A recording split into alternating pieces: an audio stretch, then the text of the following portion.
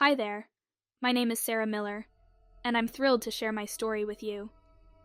I'm a 24-year-old adventurer at heart, with a passion for exploring the great outdoors. Ever since I was a kid, I found solace in nature, whether it's hiking through dense forests, camping under the stars, or simply enjoying the quiet of a sunrise. I grew up in a small town, surrounded by friends and family who encouraged my love for adventure. I'm the kind of person who believes in creating memories rather than collecting things. I've spent countless weekends camping with my friends, and it's those moments of laughter, camaraderie, and a little bit of mischief that have shaped who I am today. But I'm not just a thrill seeker. I'm also an aspiring writer, and I find inspiration in the stories of the people I meet along the way. Writing helps me process my experiences, especially the more intense ones. And let me tell you, my recent camping trip to Whispering Pines was anything but ordinary. That trip tested not only my courage, but also the bonds of friendship I had with Mia and Tom. We faced our darkest fears, uncovered chilling secrets, and emerged stronger than ever. It's a tale of friendship, resilience, and the power of light over darkness. I hope you join me on this journey as I recount the terrifying yet transformative experiences we faced together. Thank you for being here with me. I remember that weekend vividly, like it was just yesterday. The sun was shining bright, and I had gathered a group of friends for our annual camping trip in the Whispering Pines National Park.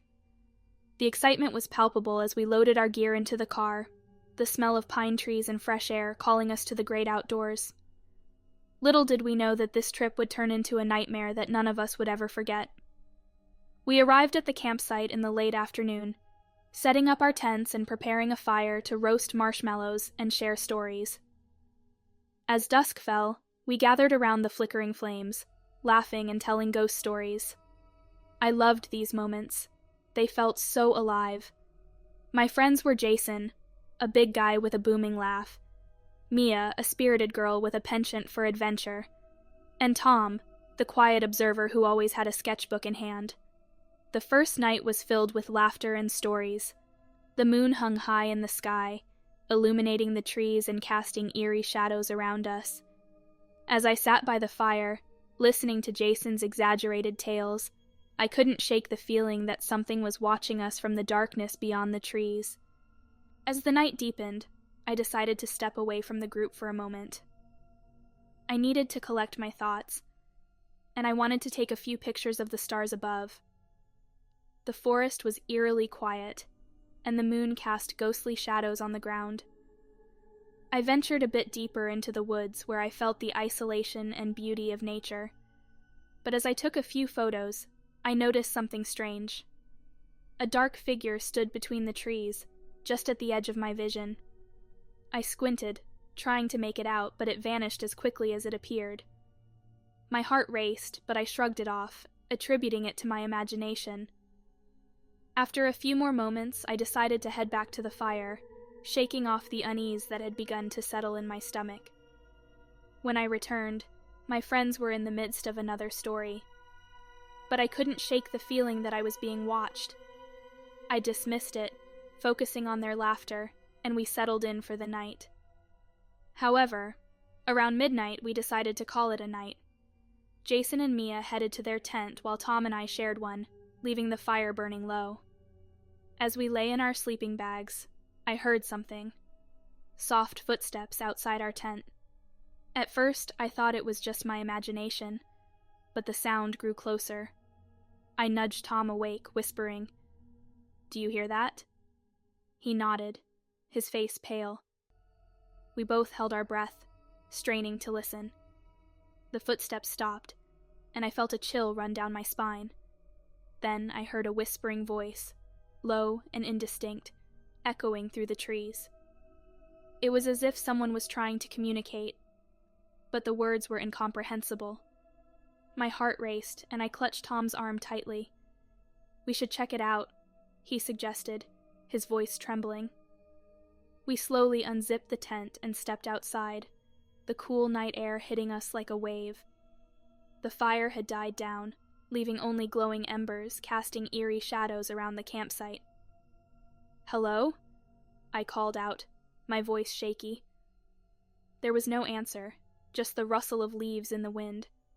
Suddenly, a loud snap of a twig echoed from the darkness, and I jumped. "Maybe it's just a deer," Tom whispered, but deep down I knew it felt wrong. We turned to head back to the tent when we saw it. The dark figure again, standing between the trees, watching us. Panic surged through me, and I felt the urge to run. "Let's go back," I urged, grabbing Tom's hand and pulling him towards the tent. As we stumbled back, I could feel the presence following us, a shadow lurking just beyond the firelight. Once inside, we zipped up the tent and huddled together, our hearts pounding in unison. "What was that?" Tom asked, his eyes wide with fear. I didn't have an answer. We whispered for what felt like hours, trying to convince ourselves that it was all in our heads. Suddenly, we heard a loud crash outside, the sound of something heavy hitting the ground. We exchanged horrified glances. "They're messing with us," Tom said, but I could hear the tremor in his voice. "It has to be Jason and Mia." Gathering our courage, we decided to unzip the tent again, but before we could, the whispering returned, clearer this time. "Help! Me!" It echoed through the trees, sending shivers down my spine. It didn't sound like a joke anymore. I glanced at Tom, and we knew we had to find our friends. We quickly grabbed our flashlights and pushed open the tent flap. The darkness seemed thicker now, wrapping around us like a shroud. We ventured towards where the sounds had come from, our hearts racing. As we reached the other campsite, the scene before us was chilling. Jason's tent was torn apart, and there was no sign of either of them. "Guys!" I shouted, panic creeping into my voice. The only response was the wind rustling through the trees. Then, out of the corner of my eye, I caught a glimpse of movement in the shadows. I squinted through the darkness and saw a faint glow, our campsite. "We have to go back," I urged, and we scrambled to our feet, driven by fear. We raced back, the firelight growing brighter as we approached. But when we got there, it was different. The campsite looked untouched, but there was no sign of Jason or Mia. It felt wrong, like a scene from a horror movie. I turned to Tom, my heart racing. "Where are they?" I asked, my voice barely a whisper. Just then, the shadows around the campsite seemed to shift, and the whispering grew louder, echoing through the trees. "Help! Me!" The voice was right behind us now, chilling us to the bone. I turned slowly, fear gripping me. The shadowy figure emerged from the trees, its form indistinct and dark. A haunting presence that sent a chill through my entire being. We stumbled back, fear paralyzing us. "What do we do?" Tom whispered, his voice trembling. "We have to find them," I replied, trying to muster my courage. But as I took a step forward, the figure advanced toward us, and I could feel its darkness enveloping me. The whispers became frantic, pleading, and I felt a wave of despair wash over me. Suddenly, the darkness seemed to grow, swallowing the firelight, leaving us in a void. "Sarah, run!" Tom shouted, breaking me from my trance. We turned and ran, the whispers chasing us through the trees, louder and more desperate. "Help me! Help me!" It echoed in my mind as we sprinted, branches whipping against our skin. We ran until we couldn't run anymore, collapsing on the ground in a small clearing, gasping for breath. "What the hell is happening?" I managed to gasp out. The whispers faded into the distance, but I knew they were still out there, lurking, waiting. As we caught our breath, I felt a strange sense of calm wash over me. "Maybe we should try to go back to the car," Tom suggested, looking around the dark clearing. The shadows felt different now, as if they were alive, watching us. "Okay," I agreed, though the thought of facing whatever was out there again terrified me. We started to make our way back, sticking close to each other, every sound making us jump. As we approached the path that led back to the parking lot, I noticed something glimmering in the dirt. I bent down and picked up a small silver locket. My heart dropped as I recognized it. It belonged to Mia. "This is hers," I said, my voice trembling. Tom took the locket from me, and his face went pale. "We have to find her, Sarah. We can't leave her here." "Where could she be?" I asked, panic setting in again. Just then, the whispering returned, closer than ever. "Help. Me." It was no longer a faint echo, it was right next to us. The whispers swirled around us, now louder and more desperate. I could feel the air growing thick, and an overwhelming sense of dread filled the clearing. "We can't stay here," I urged, gripping Tom's arm tightly. "We need to find Mia and Jason." We followed the path that led deeper into the forest, the shadows closing in around us. With each step, the whispers seemed to grow more frantic, echoing through the trees as if the forest itself was alive with terror. "Help! Help me!" The voice rang in my ears, an eerie melody that sent shivers down my spine. It felt like a siren's call, pulling us further into the darkness. "Over there!" Tom pointed toward a dim light flickering in the distance. We raced toward it, hope sparking within us. As we approached, the light revealed itself to be a small abandoned cabin, half hidden by the trees. The cabin stood crookedly, its wooden walls weathered and covered in moss. The windows were dark, but a flickering candle could be seen through a crack in the door. "Should we go in?" Tom asked, uncertainty in his voice. I nodded, my heart pounding in my chest. We pushed open the creaking door, and the musty smell of decay washed over us. The candle flickered, illuminating the room, revealing old furniture covered in dust and cobwebs. As we stepped inside, the whispers became louder, almost deafening. "Help! Me!" It felt like the walls were closing in around us, as if the cabin itself was alive, echoing with despair. "Do you think they're in here?" I asked, my voice barely a whisper. Tom shrugged, his face pale. "I don't know, but we have to check." We began to search the cabin, moving cautiously from room to room. The air was thick with an oppressive darkness that made it hard to breathe. The whispers seemed to come from everywhere and nowhere at once. "Over here!" Tom shouted, pointing to a trapdoor in the corner of the main room. My heart raced as I approached it. "What do you think is down there?" "Only one way to find out," Tom said, and together we pulled the door open, revealing a dark staircase leading into the abyss. I shone my flashlight down, but the beam barely penetrated the darkness. "Should we?" I hesitated, fear gripping me, but the thought of Mia and Jason spurred me on. "We have to," I said, steeling myself. We descended the stairs, the creaking wood beneath our feet echoing through the silence. The whispers faded, replaced by an eerie stillness that filled the air. At the bottom of the stairs, we found ourselves in a small underground room, dimly lit by candles flickering along the walls. The air was cold, and I could feel a shiver run down my spine. "Look!" Tom pointed toward the far wall. There were two figures slumped against it, Mia and Jason, their eyes closed as if they were in a deep sleep. "Mia! Jason!" I rushed over to them, shaking them gently. "Wake up!" They stirred, but their expressions were vacant, as if they were trapped in a nightmare. Tom knelt beside me, fear etched across his face. "What's happening to them?" Suddenly, the whispering returned, louder than ever, filling the room with an unsettling energy. "Help! Me!"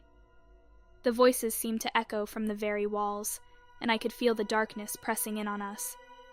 I backed away, feeling the panic rise in my chest. "What do we do?" I asked, my voice trembling. "We need to get them out of here," Tom shouted, his eyes wide with fear. I shook Mia harder, desperation creeping into my voice. "Mia, wake up!" Finally, her eyes fluttered open, filled with confusion. "Sarah?" she whispered, looking around the dim room. "Where are we?" "You've been unconscious," I said, relief flooding through me.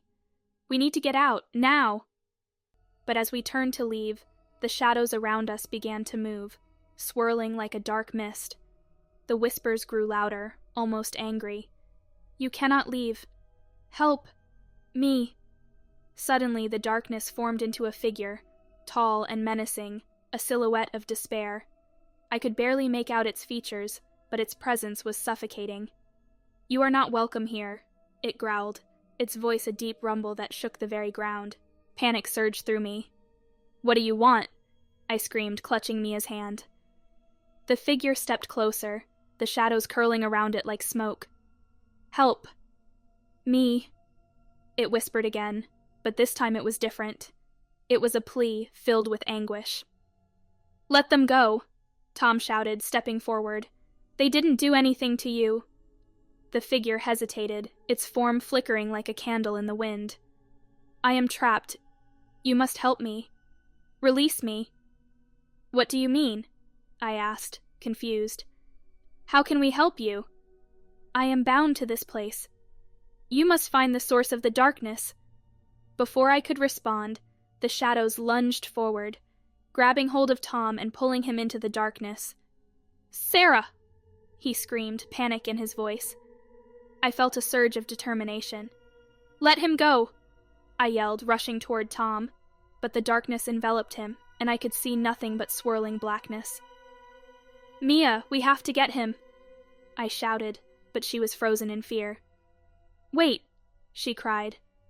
"Maybe it's right. We need to find the source of the darkness." "But how?" I asked, desperation creeping in. "Look for the locket," she urged. "It must hold the key." I fumbled with the locket I had found earlier, my hands shaking. It felt warm against my skin, and I could see faint symbols engraved on its surface. "What is this?" I murmured, turning it over in my hands. "Whatever it is, it's important," Mia said, her voice steadying. "Maybe it's tied to the figure." As I focused on the locket, the shadows retreated slightly, revealing a small opening in the wall of darkness. "Over there!" I pointed, feeling a glimmer of hope. We rushed toward the opening, the whispers growing frantic behind us. "Help! Me!" We squeezed through the opening, emerging into a larger chamber filled with strange symbols carved into the stone walls. In the center stood a dark altar, pulsating with a dark energy. "This must be it," Mia whispered, awe and fear mingling in her voice. I held the locket tightly, feeling its warmth radiate through my palm. "We have to place this on the altar," I said, my voice steady. As I approached the altar, the darkness swirled around us, angry and chaotic. "No, you cannot!" the figure roared, its voice booming. "We have to!" I shouted back, placing the locket on the altar. The moment it touched the stone, a blinding light erupted from it, pushing back the shadows. The light grew brighter, engulfing the entire chamber, illuminating every corner and chasing away the darkness. The whispers turned into screams, echoing through the chamber as the figure writhed in agony. "Release me," it howled, but I could feel its power weakening. "Your time is over," I yelled, my voice filled with determination. "We will not be your prisoners any longer." With one final surge, the light exploded, filling the chamber with a blinding brilliance. I felt a rush of energy, as if the darkness was being pulled from my very soul. When the light faded, I found myself back in the cabin, gasping for breath. The whispers had ceased, and the oppressive darkness was gone. Tom and Mia were by my side, their eyes wide with disbelief. "What just happened?" Tom asked, looking around the now empty cabin. We defeated it," I said, feeling a weight lift from my shoulders. As we made our way back outside, the sun was rising, casting golden rays across the forest. It felt like a new beginning, a chance to heal from the terror we had faced. We left Whispering Pines National Park that day, forever changed by our experience. The forest held secrets that would never be revealed, but we had found our strength amidst the darkness. As we drove away, I couldn't shake the feeling that the forest would always be watching, its whispers a reminder of the shadows lurking just beyond the trees.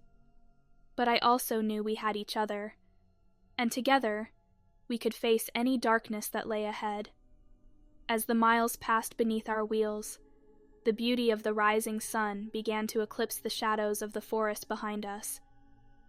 Yet, despite the scenic landscape, a chill lingered in the air, a reminder of the darkness we had faced. "I can't believe we actually made it out of there," Mia said, her voice still trembling. "I thought we'd never see the light again." "Neither can I," Tom added, glancing at the rearview mirror, as if expecting to see the looming shadows of the cabin following us. "But I can't shake this feeling that it's not over yet." "What do you mean?" I asked, my stomach twisting at the thought. "It's just the way it felt, like we were just pawns in some twisted game," Tom explained, his brow furrowing in concern. "What if that thing comes back?" I bit my lip, trying to push down my own fears. "We'll deal with it if it does. Together." But as we drove further away from the park, a nagging feeling gnawed at me. What if the darkness wasn't finished with us? What if it had merely retreated, waiting for the right moment to strike again? Back home, the days passed in a blur. We returned to our normal lives, but the shadows of whispering pines lingered, haunting our thoughts and dreams. I couldn't shake the feeling that the forest was still watching, that its whispers still echoed in the corners of my mind. Mia struggled the most. She had been deeply affected by what we experienced. She often woke in the middle of the night, gasping for breath, her eyes wide with terror, as the remnants of the nightmare clung to her. "Do you think it can find us here?" she asked one night, her voice barely above a whisper. "I don't know," I admitted, looking out the window at the darkened sky. "But we have to stay strong. Whatever it was, we survived it." "Do you think we should tell someone?" Mia suggested. "Maybe the authorities? They need to know what happened at that camp." Tom shook his head. "And tell them what? That we fought a shadow monster? They'll think we're crazy." "Maybe it would help to warn others," I said. "If we can prevent someone else from experiencing what we did." But the thought of reliving our nightmare made my stomach churn. "I don't know if I can face it again," I confessed. Days turned into weeks, and I found myself drawn to the locket we had discovered. It sat on my bedside table, gleaming softly in the dim light of my room. I often picked it up, feeling its warmth radiate through my fingers, as if it were alive. One evening, as I turned the locket over in my hand, a faint glow began to emanate from it, illuminating the room with a soft golden light. I gasped, dropping it onto my bed. "Mia! Tom!" I called, my voice rising in urgency. They rushed into the room, their eyes widening as they saw the locket glowing. "What's happening?" Tom asked, glancing around nervously. "I don't know," I exclaimed, unable to tear my gaze from the object. "It's like it's calling to me." Mia stepped closer, her eyes fixed on the locket. "Maybe it's trying to tell us something," she suggested. "Maybe we need to go back." "Are you crazy?" Tom exclaimed, shaking his head. "After everything we went through, we can't just go back there." "But what if it's the only way to truly put this behind us?" I argued, my heart racing with the prospect of returning to the place of our torment. "We need to confront it." After a long discussion, we reached a reluctant consensus. "If we're going back, we have to be prepared," Tom said, his voice steady despite the fear in his eyes. "We can't go in blind again." We spent the next few days gathering supplies, preparing ourselves mentally for the return to Whispering Pines. Each passing moment heightened the tension within me, the whispers echoing louder in my mind. On the night before our departure, I had a vivid dream. The forest was alive, its branches twisting like gnarled fingers reaching out to pull me into its depths. I could hear the whispering, feel its pull, and I woke up drenched in sweat. "Mia! Tom!" I gasped, shaking them awake. "It's happening again. The whispers. They want us to return. What do we do?" Mia asked, panic lacing her voice. "We face it," I said, steeling my resolve. "We face whatever is waiting for us." The drive back to Whispering Pines felt different this time. The air was heavy with anticipation, a sense of foreboding hanging over us like a dark cloud. As we approached the entrance to the park, a shiver ran down my spine. "I can't believe we're actually doing this," Tom said, his knuckles white as he gripped the steering wheel. "Whatever happens, we stick together," I reminded them. "No matter what." As we parked the car and stepped into the cool evening air, the familiar sense of dread washed over me. The forest loomed ahead, dark and foreboding, as if it were a living entity watching our every move. We made our way to the cabin, the whispers growing louder with each step. The darkness wrapped around us like a cloak, tightening its grip as we approached the door. "Are we really going to go in there?" Mia asked, her voice trembling. "Yes," I said firmly. "We have to find out what this locket means." As we stepped inside, the familiar musty scent enveloped us, but the air felt charged with a different energy this time. The shadows flickered and danced around us, almost playful, as if they were toying with our fear. I clutched the locket tightly, feeling its warmth pulse against my palm. "We need to go down to the basement," I said, my voice steady despite the fear coursing through my veins. As we descended the stairs into the underground chamber, the whispers crescendoed into a cacophony of voices. "Help. Me. You've returned." "Mia, can you hear that?" I asked, glancing back at her. She nodded, her eyes wide with fear. "Do you think it's the same figure?" Tom asked, glancing around nervously. "I don't know," I said, stepping toward the altar. The locket pulsed in my hand, the glow intensifying as we approached. "What do we do?" Mia asked, her voice shaky. "We place it on the altar again," I said, my heart racing. "Maybe it will unlock whatever is trapped here." I placed the locket on the altar, and as it touched the stone, the chamber erupted with light.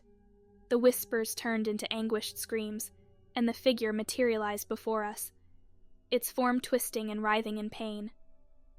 "Why have you returned?" It roared, its voice echoing through the chamber. "We're here to help you," I said, my voice trembling but resolute. "What do you want from us?" "Help. Me. Release me from this torment," it begged, its features flickering in and out of focus. "Release you?" I echoed, confusion flooding my mind. "What do you mean?" The figure pointed to the shadows surrounding it. "I am bound by my own darkness. You must face it, conquer it, and free me." "Conquer the darkness?" Tom asked, disbelief etched on his face. "How do we even do that?" "Find the source," the figure whispered, its voice barely audible. "Only then can I be free." I looked at Mia and Tom, our eyes reflecting the uncertainty of what lay ahead. "We have to face it," I said, steeling my resolve. "We've come this far. We can't turn back now." Together, we stepped deeper into the shadows, the whispers growing louder and more frantic. The darkness enveloped us, and I felt the air grow thick with despair. As we moved further into the shadows, the darkness began to take form, twisting and swirling around us, a tangible entity that sought to consume us whole. "Stay together," I shouted, grasping Mia's hand tightly. But the darkness whispered our fears back at us, taunting us with our deepest insecurities. "You are nothing. You cannot escape. Shut up," Tom yelled, anger fueling his voice. "We're not afraid of you." Suddenly, the shadows lunged at us, coiling around our bodies like serpents. I felt a wave of fear wash over me, threatening to pull me under. "Fight it!" I screamed, focusing on the warmth of the locket in my hand. With a surge of determination, I raised the locket high above my head, the golden light illuminating the darkness around us. "You will not control us!" I yelled, feeling the energy coursing through me. The shadows recoiled, the light pushing back against the darkness. "No, you cannot escape," the figure screamed, its form flick-earing in agony as the golden light clashed with the consuming shadows. The whispers transformed into screams, the voices of those trapped within the darkness crying out for release. I could feel their anguish, their desperation mingling with my own fear. "Keep pushing," I urged Mia and Tom, their faces illuminated by the locket's glow. "We have to stand together." With newfound determination, we focused our energy on the locket, channeling our fear into a collective force of defiance. The light intensified, radiating outward and illuminating the chamber in a brilliant glow that dispelled the shadows around us. Suddenly, I felt a tug at my heart, as if something deep within me was awakening. "Remember why we came here?" I shouted, my voice cutting through the chaos. "We are stronger than this darkness." The shadows writhed and twisted, struggling against the light. As the golden glow grew brighter, I could see glimpses of faces trapped within the darkness, lost souls yearning for freedom. "Let them go!" I cried out, raising the locket higher, its warmth pulsating in rhythm with my heartbeat. "You don't own them anymore." With that declaration, a crack echoed through the chamber, a fracture appearing in the fabric of darkness. The light expanded, engulfing the shadows, and I could feel the oppressive weight of despair lifting from my shoulders. "Release us!" the voices cried out, their fear mingling with hope. "Together!" Mia shouted, her voice ringing clear as she squeezed my hand tighter. Tom, emboldened by our unity, joined in, his voice strong and unwavering. "You will not control us. We are not afraid." As our voices merged, the chamber erupted with energy. The shadows shrieked in fury, the figure writhing in the center as the light enveloped it. I could see its form shifting, trying to resist the power we wielded. "No!" it howled. "You cannot free them. They are mine." "We are their hope," I declared, channeling every ounce of strength I possessed. "They deserve freedom." The golden light surged forward, piercing through the darkness like a beacon, and in that moment, the figure let out a final, anguished cry before shattering into a million pieces, dissolving into the very shadows it had once commanded. The darkness began to dissolve, the screams of lost souls fading into whispers of gratitude. The air grew lighter, the oppressive weight lifted, replaced by a sense of calm. The locket, still glowing, pulsated gently in my hand, its warmth radiating through the chamber. As the last remnants of darkness disappeared, the figure of the trapped souls emerged from the shadows, ethereal, shimmering beings freed from their torment. They looked at us with expressions of relief and gratitude. "Thank you," they whispered in unison, their voices merging into a harmonious melody that filled the chamber with warmth. "You have freed us." I felt tears of relief streaming down my face. "We did it," I said, my voice trembling. "We really did it." As the first rays of dawn pierced through the remnants of night, the chamber transformed into a serene sanctuary. The golden light enveloped us, washing away the remnants of fear and despair, leaving only peace in its wake. The locket began to pulse gently, and the ghostly figures floated closer, their eyes filled with warmth. "You are free now," I whispered, feeling an overwhelming sense of connection to them. "You can move on." The figures nodded, their forms beginning to fade, merging with the light of dawn. "Remember us," they whispered, their voices lingering in the air. "You are never alone." With that, they vanished, leaving behind a soft glow that illuminated the chamber. We stood there, our hearts full, knowing we had faced the darkness and emerged victorious. As we made our way back to the surface, I felt a sense of lightness in my step, a freedom I had never known before. The oppressive weight of fear had been lifted, replaced by a newfound strength and resolve. "Did we really do that?" Mia asked, her voice filled with wonder. "Yeah, we did," I replied, smiling through my tears. "Together." Tom clapped me on the back, a grin spreading across his face. "I can't believe we actually survived that nightmare. I feel like we can take on anything now." We emerged from the cabin into the bright morning light, the forest around us vibrant and alive. The whispers had quieted, replaced by the sounds of birds chirping and leaves rustling in the gentle breeze. As we stood outside the cabin, the locket glimmered in my hand, a symbol of our triumph over darkness. I knew I would never forget the horrors we faced, but I also knew that we had the strength to confront our fears and emerge victorious. "I think we should bury the locket here," I said, feeling a sense of closure wash over me. "It belongs to this place, to the souls we freed." Mia and Tom nodded in agreement, and together we dug a small hole beneath a tree at the edge of the cabin, placing the locket gently within. As we covered it with dirt, I felt a sense of peace settle within me. "Goodbye, old friend," I whispered, feeling the weight of the past lifting. As we drove away from Whispering Pines, I looked back at the forest, its shadows no longer threatening, but simply part of the landscape. The past would always be a part of me, but it no longer held power over my life. "We've come a long way," I said, glancing at my friends, "and we'll continue to move forward." "Together," Mia added, her smile bright and genuine. "Always," Tom agreed, his eyes filled with determination. We had faced the darkness and emerged stronger, bound by our shared experiences and the understanding that we could overcome anything, as long as we stood together. Years later, I found myself sitting by a fire, the flickering flames illuminating the faces of my friends gathered around me.